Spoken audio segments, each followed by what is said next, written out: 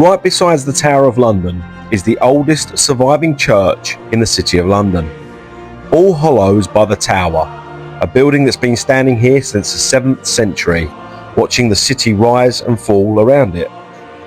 Now, this part of the church may not seem to appear very medieval at first glance, and that's because it isn't.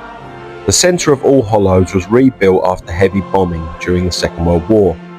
The medieval nave was almost entirely destroyed, and what you're walking through now is a 1950s reconstruction, brighter, cleaner and far more modern than the rest of the building. But that contrast is intentional. The newer nave sits between older layers of the church, almost like a window into the past. At the east end, the altar sits beneath a striking mural of the Last Supper, bold colours against the pale stone. The altar itself is simple but beautifully proportioned, framed by clean post-war lines that contrast with the older stone around it. The sanctuary feels deliberately uncluttered, letting the mural and the architecture do the talking. There's no stained glass above the altar, but it does have this incredible barrel vaulted ceiling that leads you all the way back to the church's organ. The vaulting pulls your eyes upward and then back across the nave, giving you a sense of how the post-war rebuild tried to echo the height and rhythm of the medieval church that once stood here. To the left-hand side of the main altar, you step into the Lady Chapel, and the change in atmosphere is immediate. The stonework here is much older, and you can see it straight away. Look at the walls, they've almost turned black from centuries of candle smoke, incense and London air. The texture is rougher and heavier, and it feels like this part of the church has absorbed every moment of its history. The space is narrower, more enclosed, almost like a preserved pocket of the medieval building that survived the bombing intact. The light is softer, catching the uneven stone, in a way the modern nave never does.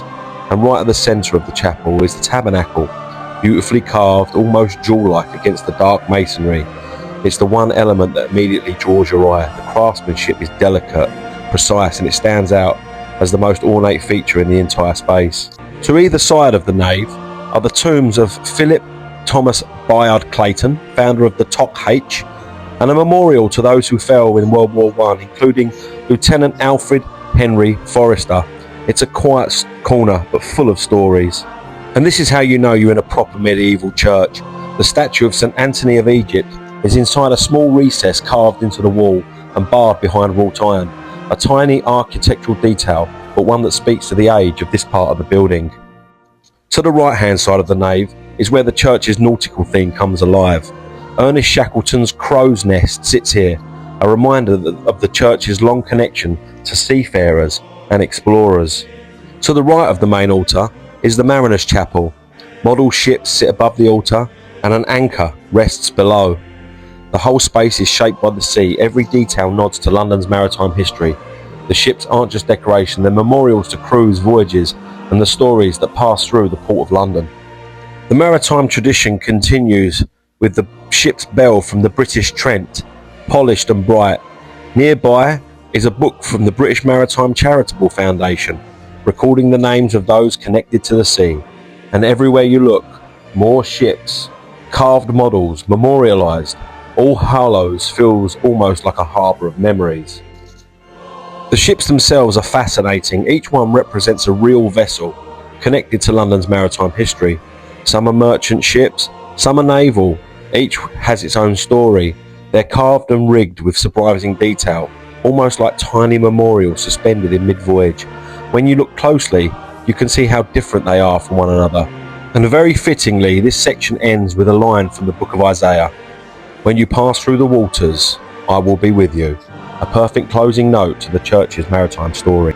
The font is topped with a beautifully carved cover. A Grinling Gibbons piece from 1682, made of lime wood and decorated with cherubs and fruit.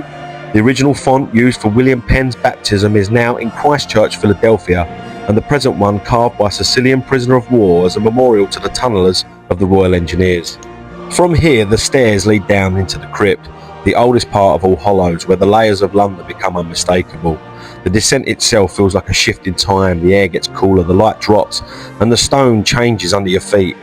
Each step takes you further away from the modern nave and deeper into the centuries that shaped this building. The first space you reach includes a memorial to William Penn, founder of the American state of Pennsylvania, who was baptized in this very church. Further along is the Columbrium Chapel, a space where urns are kept and carefully recorded. It's quite ordered room, and from here you step into the lower level medieval chapel, small, atmospheric and wonderfully preserved. Further along the corridor in the crypt, you come to this section displaying Anglo-Saxon artifacts found on the site, fragments from the earliest centuries of the church's life. The crypt honestly felt like it went on forever, and I don't recommend the crypt if you're a little bit claustrophobic. The corridors twist and narrow, some barely wide enough for one person, and the stone closes in around you as you move through the oldest parts of the church. Along the way are the memorials to those lost in the First and Second World War, quiet reminders set into the walls of these tight atmospheric passages. Eventually, you reach this tiny little chapel dedicated to the memory of St. Francis of Assisi. Set into the stone recess here is a painted mural of St. Francis himself receiving the stigmata, a quiet muted scene that blends so naturally into the medieval walls you almost miss it. It adds a gentle human moment to this small peaceful space, tying the chapel's dedication to the life of St. Francis without overwhelming the architecture. The Chapel of St. Clair is even older, a small medieval space with thick walls and a real sense of age. The stone here is rough and uneven, and you can see how the room was shaped by centuries of repair and small adjustments. It's one of those corners where the medieval fabric is still doing the heavy lifting, with no modern reconstruction smoothing anything out. Climbing back up the stairs, you return to the modern nave, the newest layer of the church that's been rebuilt, repaired and reimagined for more than 13 centuries. All Hallows-by-the-Tower is a place where London's history sits right on the surface, and every step takes you further back in time. Thank you so much for watching the Pew Review. I really appreciate everyone watching. I'll see you again on the next one. Thank you very much.